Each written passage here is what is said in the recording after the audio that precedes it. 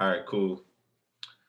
All right, so what I want to do today is just kind of like a Q&A session. So you guys could just ask questions and then I'll just try to answer to my best ability. If I don't, I'll just direct you somewhere else or try to find out more information on the question that you have and get back to you.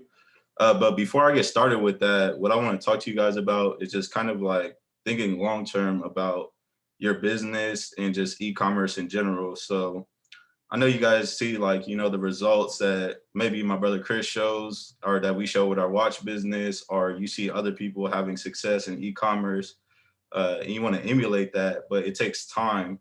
So for us, like, we didn't start seeing like real results until like about like 2 to 3 years in. So it took time to get to that level. So stop comparing your day one or the beginning stages with somebody else's, year three, year four, because you're gonna get frustrated pretty much because you have such high expectations, but you don't have the patience for those expectations for you to be able to meet those expectations. Things take time, so don't get caught in that race of like, comparing yourself to somebody else or just realizing that you're on a different stage of your journey compared to somebody else and they're way along. They've made so many mistakes. And then finally, when they see success, it's just the compounding of their efforts. But it takes time for the compounding of those efforts to actually show and for you to actually get results. So as long as you're progressing in like the right direction, you see a little bit of gradual success or just gradual steps in the right direction, then you're on the right track, and eventually it's all going to pay off in the end. So just don't get caught up in that. Just focus on the process pretty much because initially it might be hard because you have to build like a lot of momentum. You have to build brand trust. You have to get customers and stuff like that. So don't get too caught up in the day-to-day things like in terms of months or years, how far along are you going to be, because just imagine like if you were to stay consistent with something a year from now, how far along you would be, instead of a year from now you wondering like, damn, I wish I would have just stuck with everything. So that's just one thing I really want to reinforce and that I want to drill into your head is to think long term. Don't get caught up in like wanting fast success so much, because things that also come very fast could go very fast as well because it's not sustainable. You don't understand how to build a solid foundation or anything like that. So that's just something that I just kind of wanted to give to y'all real quick. But y'all have any questions or shoot some questions away so I can start answering them.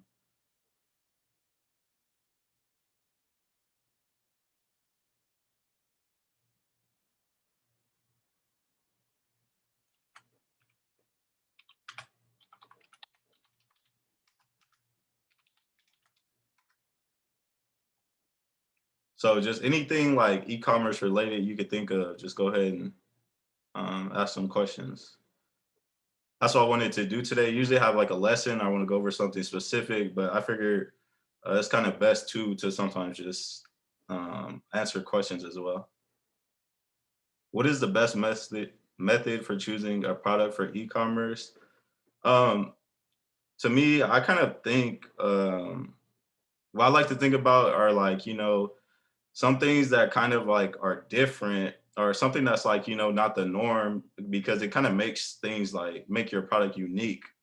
Also, something around your interest works well too, because it's something that you like or you're interested in. So I feel like you would naturally put in more effort to try to sell a product, or it just becomes more natural for you to promote your products or whatever the case is because you really believe in it.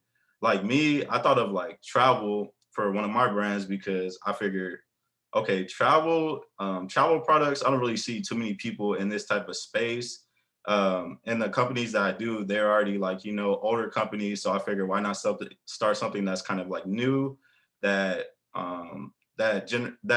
generates interest like more so with millennials or Generation Z or whatever the case is. And then a lot of people on Instagram like to travel and they like to use like tag their locations and stuff like that. So I was thinking of something that's kind of like different, that's outside of the box, but also something that has you want to consider your profitability as well too. So travel products have good profitability. So I could go ahead and like run sales, run 50% off sales, 40% off sales, and I'll still have the margins to be able to do that. So you want to consider just different type of things. So maybe something that you're like interested in or something that you're like pretty passionate about, but it also has to be profitable as well. And it has to be something like, other people want to buy, or something that's like compelling, something that has like, some type of like visual way to like stand out, or whatever the case is. Um, so those are just different type of things you want to consider. What's a great way to market that's not too expensive? Um, One thing you can do is you can do like giveaways. So just having somebody repost your product and then tag three of their friends or something like that. So just say, "Hey, we're doing a giveaway for this specific product. In order to participate, here's what you have to do. First, you have to be following us. Then you have to tag three friends, and then maybe you have to, I don't know, comment as well or do something of that nature. So in turn, that's going to bring you followers. It's going to bring you your brand awareness as well too. You can also maybe say, if you want to participate, sign up for our newsletter or sign up for our text message list, and then everybody who signs up for our newsletter or our text message list will be entered in for a giveaway or something like that. So what you're doing is you're kind of giving a product away initially, but then now you have them on your email list or you have them on your text list. So maybe you might end up converting that person, or even if they didn't win the giveaway, you still got their email, you still got their text. Another way is you can do affiliate marketing. So if you don't really want to, or not, well, yeah, you can do affiliate marketing as well too. So that's just getting other people to promote your products, but you can do influencer marketing as well. So just find somebody with like, I don't know, like 4 to 8 or 9,000 followers, and basically offer a free product in exchange for them posting about your product, them tagging you, them shooting some content, or whatever the case is. So then you're leveraging their followers pretty much, and then that's going to bring your brand attention. And all you have to really do is spend or lose out on the cost of your product pretty much. So it's just kind of like you gave away a free product in turn to get people to, to get traffic to your page or to get sales or whatever the case is. So you're not really spending too much money or whatever the case is. Or you can even try to market things like in person. So let's just say like you had some type of like sunglass brand or something like that. So just go print out like, cards or flyers or whatever the case is, and maybe go to the beach and then just hand them out. And it has your website, it has pictures of your product, and just tell people like, hey, check this out, and maybe include like a discount code.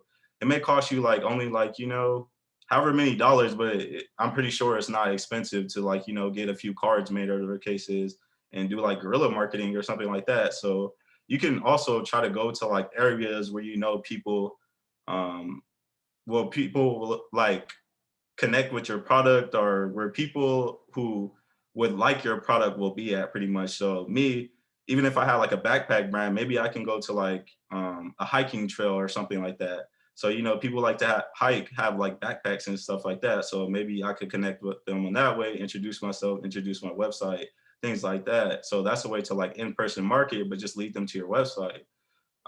There's a lot of different ways you can go about it. How long did it take to find the perfect manufacturer? You ship everything yourself or have a company? So for my brand, which is my travel brand, I ship everything myself. All my products are outside on my balcony.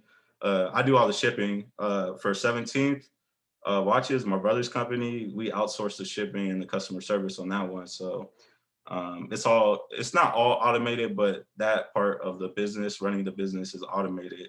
So once I get orders in, I'll just try to ship them out as soon as possible, or you just have one day out the week, where you want to ship out all your orders. So you pack it up, put it in, like, you got your shipping label, you got your shipping package, you print it out, and then you just take it down to the post office and then drop it off pretty much if you already have the label printed. How long did it take for you to find the perfect manufacturer? So with manufacturers, it can be tricky, but I always like to just say order a sample first, or even just talk to the manufacturer. So some manufacturers already cut them out because I would talk to them and they seemed like they weren't really willing to work with me, or they just didn't like care enough about my vision or the product I wanted to create, or they couldn't like make any adjustments to maybe the product that they had, but I wanted to change it around or whatever the case is. So some of them were already like, cut out the picture or whatever the case is. But all you have to do really is order a sample. Once you think you found like a good manufacturer, order a sample and then see the quality of that sample, see how it is when they ship it in, and make sure that everything's good, and then see what they're talking about price wise. So see if they can give you like, if they're giving you like a good price on the product that you want to order, or see if they're willing to work with you. They may have a minimum order quantity that you have to meet, but maybe say, hey, this is my first order. If everything goes well, the product is good, then I want to go and I want to order more, but I just want to start off with maybe like 50 units or whatever the case is. So you have to find manufacturers that are willing to work with you. Some of them will go ahead and take initiative and then send you some products that they think will work well. So, or they'll also message you and say, hey, you want to reorder? Like a lot of them, or a good amount of them are willing to work with you, but you kind of just have to go through and test out different manufacturers, maybe order a few samples and see how it's going.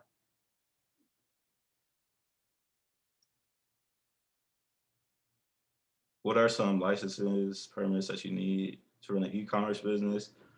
Um, your seller's permit. Well, I have my seller's permit, my California seller's permit. That's where I'm at right now. Um, I think that's about it. I have my LLC too as well, but you don't need that necessarily to run a business. You could just say you're sole proprietorship or whatever the case is. But yeah, get your seller's permit, maybe your reseller's permit as well too. So you don't like you won't be getting like it's for tax purposes and stuff like that. You don't want to be getting buying something, paying tax on it, and then like basically getting double tax or whatever the case is. So you can get your reseller's permit as well. Um, but yeah, you don't need too much for your travel company. Have you found it easier more versus dropship?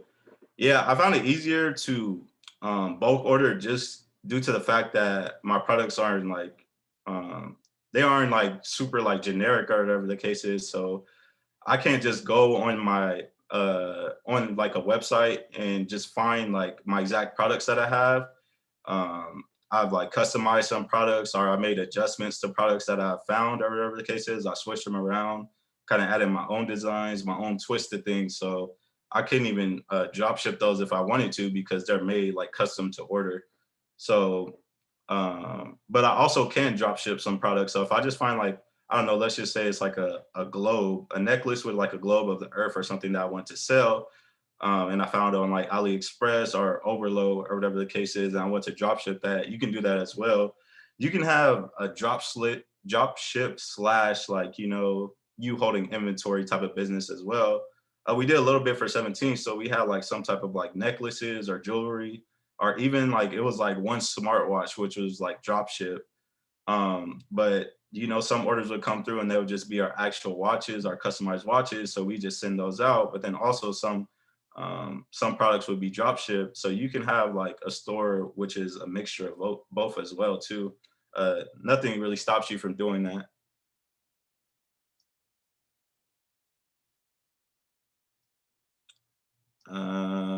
Let's see.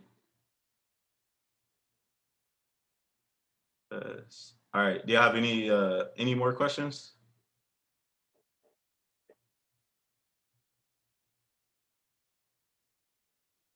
Oh, and just another thing on drop shipping is I think I said this last time I was talking, but if you want to, you can start off with drop shipping. So just to get a feel for marketing, get a feel for sales, get a feel for customer service, just different things like that. But you don't want to take that risk. So when you're buying inventory, there's always a higher risk that comes with that inventory because that inventory could just sit. With drop shipping, you're not really spending money or you're not really in the hole until somebody places an order on your website. So once they place an order on your website, then you're charged for that product or whatever the case is. You're not putting that money up front. So that's the cool thing about drop shipping is like it's a little bit less risky. So if you want to get your feet wet first in e-commerce and just get a feel for things, get the fundamentals down before you actually want to invest more time, invest more money, invest more resources, then you can start off with drop shipping and then go ahead and like build your own brand or actually come up with your own brand after that once you get a feel for everything, or just accumulate enough money from drop shipping and then just use that money to turn it into like an actual brand or whatever the case is. So it's a little bit less risky. But the products are generic as well too, so you're competing with other people as well. People could be selling the same exact product as you. So that's the cool thing about building a brand is you have your uniqueness, or whatever the case is. So there's some upsides and then there's some downsides as well.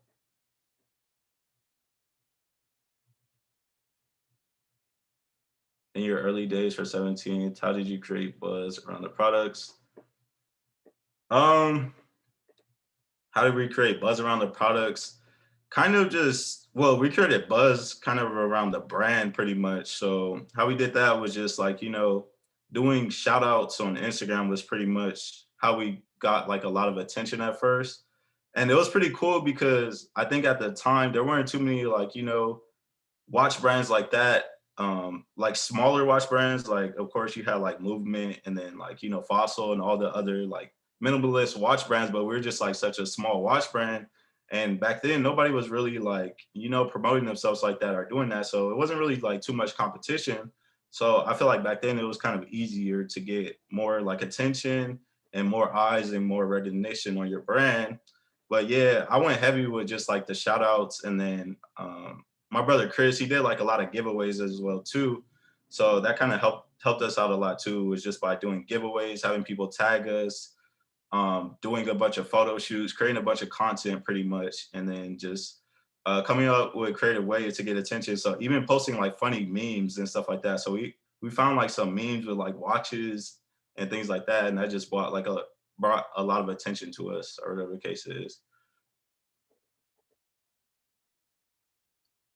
And then also you can having pre-orders for products kind of creates buzz too. So even just placing a pre or not placing a pre-order, but ordering a sample for your manufacturer, seeing if it's good, if you want to go with that product, if it's good, have the photographer shoot it, and then just keep posting like, okay, we're having a pre-order for this product. You have your product launch, so you can launch it through email, you launch it on social media, and then you have people placing pre-orders. And then what you want to do is if people are like tagging you or if they're talking about it, just like engage with them or repost what they're saying and offer like some type of discount. So when people start tagging you or they start sharing what you're posting or whatever the case is, that kind of creates like a organic way to create buzz around your products. So if you have like a good enough product, I feel like as long as you have the eyes and attention on it, it's going to sell itself. But your product just has to stand out.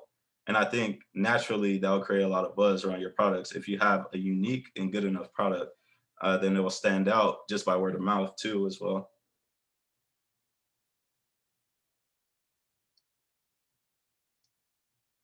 Do you recommend PLR ebooks? What does PLR stand for?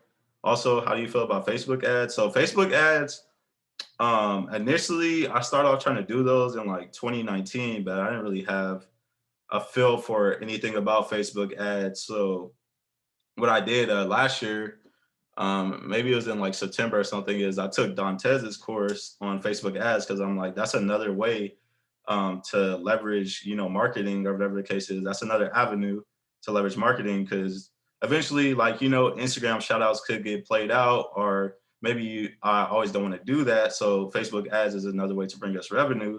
So I took his course, I went through it, and then I started implementing some things. And I've seen like some success with Facebook ads. Some ads have done really well, some have done whatever, but I'm still like in the learning process of everything. But I have seen like results from Facebook ads. Like, um, I think I had like one of them had like a 6 or 7 return on ad spend or whatever the case is.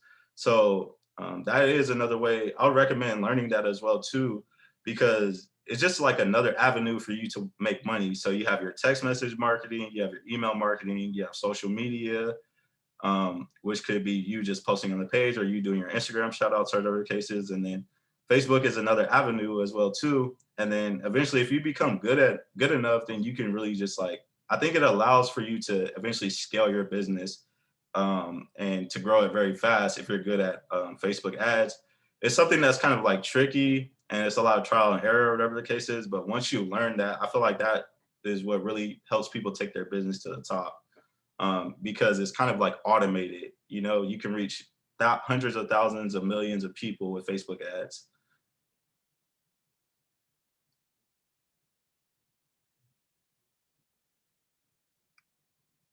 Business operation license is needed. How important is it to trademark your name or logo?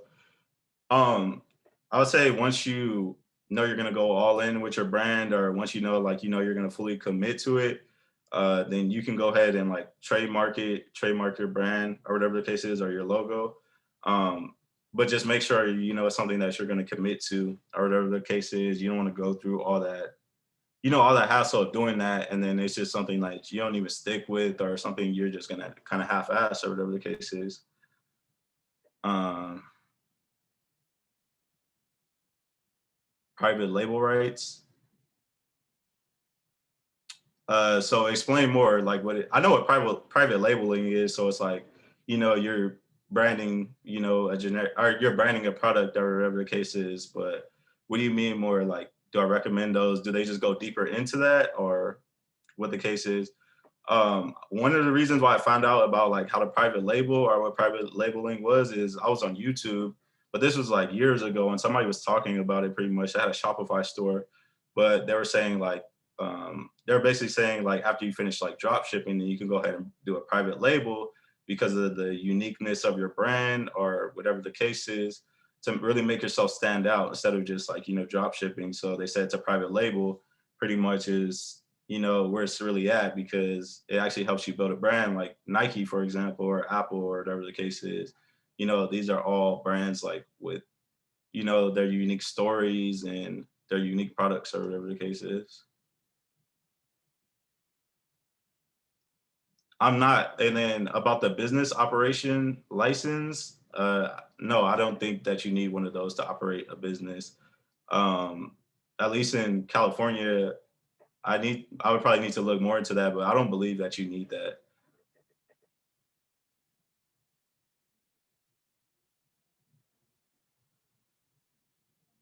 Private label rights, would you recommend investing in? So it's already made content that you can own and resell and modify your liking before you sell it. Yeah, that actually sounds like a good idea. Oh, so it's just basically like you're kind of already you're buying something that's already private label, and then oh, and then you can own it and resell it, modify it to your liking before you resell it. Okay, so somebody has already created something for you, but you're just you could switch it to however you want it, or modify or adjust it, but it's already a private label that's already a private label brand that's created for you, and then you can go ahead and do what you want with it. That could be a good idea as well too. I bought a drop shipping store from somebody, so I know that's kind of like something that's similar. Um, like it was a drone drop shipping store, and then what I did was I just go ahead and took all the products off that I didn't like, and then I think I switched up like some of the photography, switched up some of the website design, and then I just resold it, or whatever the case is. So you could do that as well too. um, you kind of put your own unique angle on things and turn around and resell it to somebody as well. I've done that before, and I've seen people do that before as well. Or even just buying something and just turning around and reselling it without doing anything as well. Any good clothing manufacturers? Um, I forget the name. I used somebody on Alibaba, but they were in like Pakistan or something like that. I forgot the name of them, but this is back when I had a clothing brand, but they were pretty good. But they made like a crop. It was like a women's crop top or something at the time because it had like a '90s theme brand. They did that as well, but I don't know anybody specifically like at the moment.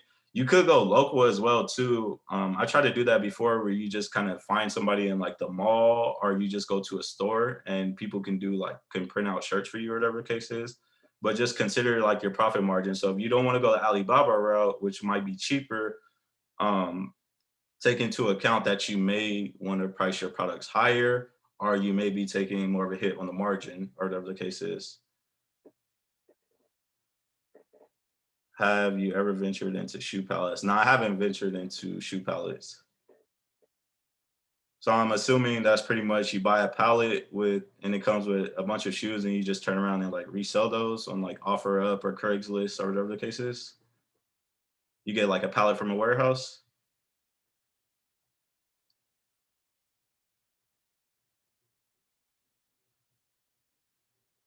But yeah, for the clothing manufacturers, um, just what type of like clothes are you looking for? Go on Alibaba and then search or whatever the case is for what type of clothes that you want, and then look for the gold manufacturers. Or there's something else called like verified manufacturers. They have like a it's like a blue or blue and like gray like money symbol or something like that. So search for those and then just talk back and forth like, and then if you have a design, send it over to them and see if they're willing to work with you and just order samples. But do that with like 4 or 5 people who looks like, who looks like they can make like what you want, or that have what you want.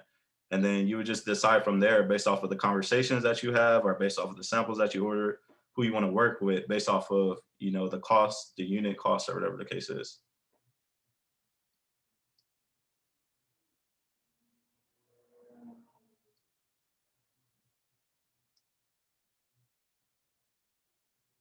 What were some of the biggest obstacles, troubles had when you ran your clothing line?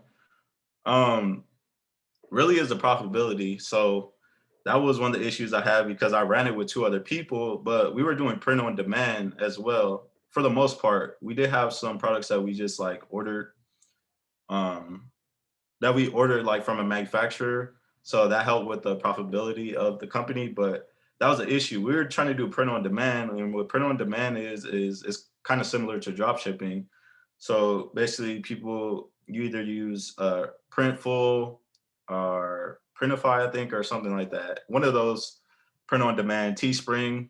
So what you do is people will go on and they'll order something off your website, but you already created it on Printful, and then they go in, they order something off your website. Printful charges you um, a part or a percentage of that sale, or whatever the case is, a fixed rate of that sale. Then you just kind of keep the rest, but you're not charged until somebody actually places an order on your website. So once again, like drop shipping is less risky because you're only getting charged when somebody actually orders something from your website. But the downside is we were trying to sell a shirt for like $25 to $30, right? We're getting charged $8 plus $4 shipping, right? So we're making like um let's just say $18 in profit. But then you have to also consider, right? Shopify is going to take like 3% or whatever the case is, or 2.5% plus whatever their fee is, the actual like flat fee is. And then you also have to consider that we have to market these type of products. So it was 3 of us trying to do a print on demand clothing brand. So um, you can't reinvest, like, if your profit margins are low or whatever the case is. So you can't go back and reinvest that into marketing, because what you're doing is you're pretty much just burning money is what you're doing. So you have to keep injecting outside money into your business until you reach a point to where you don't have to really spend money on marketing, or you find a different way to go about it, uh, to um, to lower your or to higher your profit margins or whatever the case is. So you kind of have to change things around. So that was the issue, was trying to do a clothing brand with 2 other people, a print on demand, where clothing is very competitive as well. Like, what's going to make you stand out for the next person? So you have to be like very unique with your approach or whatever the case is. Um, so yeah, that was one of them, and it was just like trying to also coordinate with like business partners. So you guys all have to be on the same page, right? And you guys may have like different agendas, or you guys all have to make sure that your brand has like the same vision. The responsibilities are divided equally, things like that. So that's just start if you're starting with somebody else, or if you have partners, that's something to consider as well. Um, so if you want to maybe, but it could work as well. So maybe you have a specific skill that you're real good at, but your partner has a specific skill that they're good at, and that's your weakness. So you can leverage your strength and then leverage their strengths as well, and then you guys' strengths complement your weaknesses or whatever the case is. So it could work as well, but just take into consideration that you have to have like a viable business. You have to consider the financials. You have to consider if you guys are all on the same page and things like that. Um, but once again, like, don't just take it, even if you don't succeed financially, don't just think like it was a failure, because I learned so much from running a clothing brand. I learned marketing, customer service, logistics, like everything you can think of to help me run my brand right now. So I don't really even consider it a failure. It was just really a learning lesson. What's the toughest part about being in the watch business? Sometimes you run into like quality assurance issues with your manufacturer. So, and sometimes it's kind of hard to verify that they're like, doing the correct thing because they could like, have defects on your watches, or some watches like, maybe like wrong or whatever the case is, but you're just trusting that they're doing their due diligence and that they're like, making everything up to standard. But then they may come into you and then some might be messed up or whatever the case is. So making sure that you have like high quality watches or products, and just making sure that your manufacturer is trustworthy, because what you're doing is you're kind of like depending upon them to create your vision, or depending upon them to be honest and truthful about like the product that they're creating. And then sometimes they may just send you like some defective products or whatever the case is. So that might be a financial loss on your end, or a mistake that you have to learn from. And then also when you market things, I don't know why everybody likes to just pick on the watch industry specifically, but they're like, oh, you just got your watch, like, made off of Alibaba or whatever the case is. You didn't even like, create it or whatever the case is. But it's like, okay, what Alibaba is it's just a marketplace for sellers and buyers, for manufacturers and business owners, right?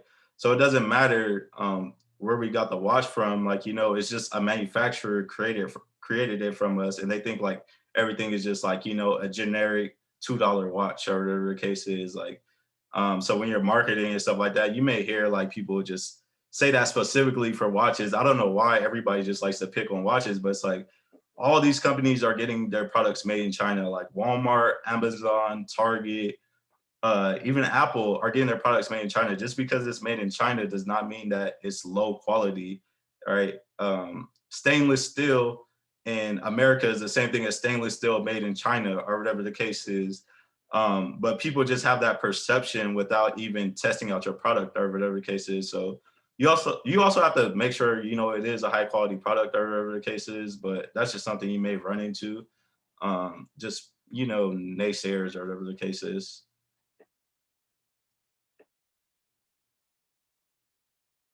How do you control the quality for your product? One thing you can do is the manufacturers, they do like a quality test once they finish to make sure everything passes. So make sure like when they're doing these type of tests that they're like sending you videos on WhatsApp, or that they're like keeping you updated on everything. Then also you have to make sure that your samples are up to par. So that comes first.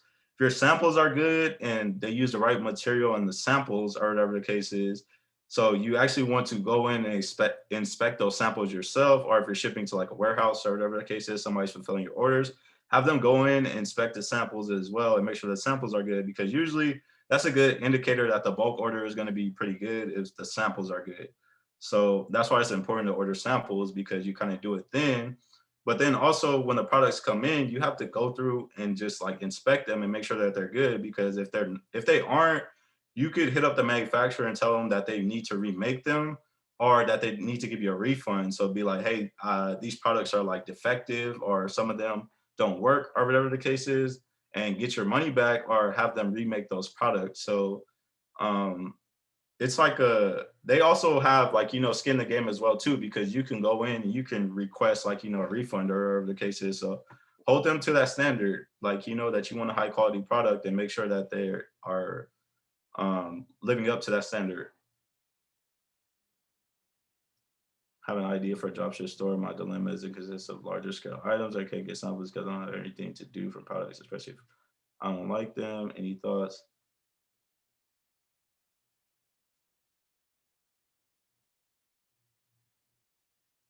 All right, well, my dilemma is it consists of larger scale items and I can't get samples because I won't have anything to do with the products, especially if I don't like them. Any thoughts?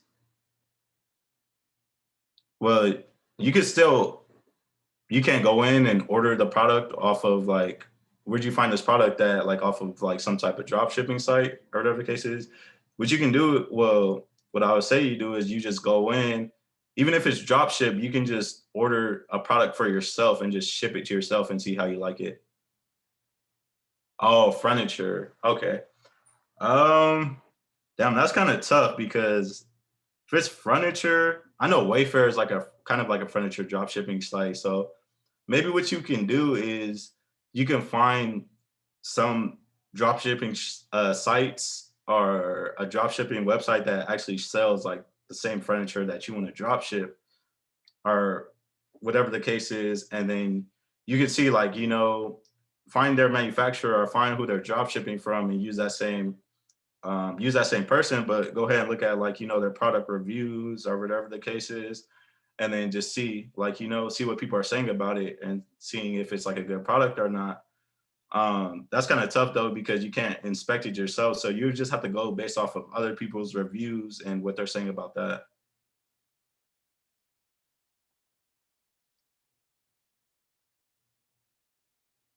My concern would be quality. I've been doing that. Yeah, that's a tough one unless you could somehow figure out like a way to get to your manufacturer, or maybe you could, I don't know, it's very hard because you cannot inspect it in person unless you were just to go out there and talk to them, but maybe like a video chat or something like that. But uh it's kind of tough to answer that question honestly if you can't have the product in your hand because only you would know, like, if it's up to your standard or whatever the case is.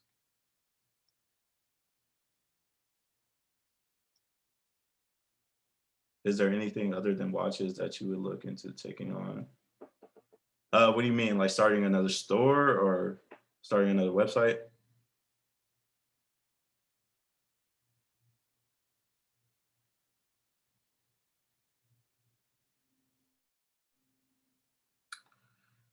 All right. Um, no, not at the moment because what I want to do is I just want to focus on my travel brand Nomadic. So the issue with that has been I've kind of been like inconsistent with it. So sometimes like I'll be posting consistently, running sales and shipping orders out. But I'm trying to like split my time between running 17, doing that, nomadic, teaching these classes, and then just doing like a bunch of other stuff, like, investing or getting into stocks. So what I want to do is I kind of want to focus my time on like nomadic more to go ahead and like scale that business or build it up to where I can begin outsourcing things and free up my time. um, I kind of have been thinking about doing like some type of drop shipping store, but that's not anything like full like I fully like am gonna take on right now at the moment. But it has been something I've been considering just to like get real good with like Facebook ads or just to have like another source of income or whatever the case is. But first things first is I want to outsource or I want to hire somebody else to help me out with Nomadic so then I can free up my time to focus on like other things or whatever the case is, other endeavors I want to get into.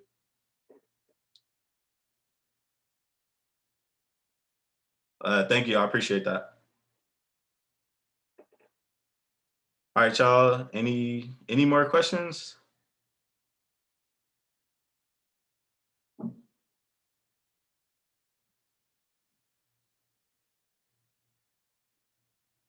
All right, y'all. I'm about to hop off right now. I appreciate y'all for tuning in. Hopefully, y'all learned something valuable, and y'all have a good night.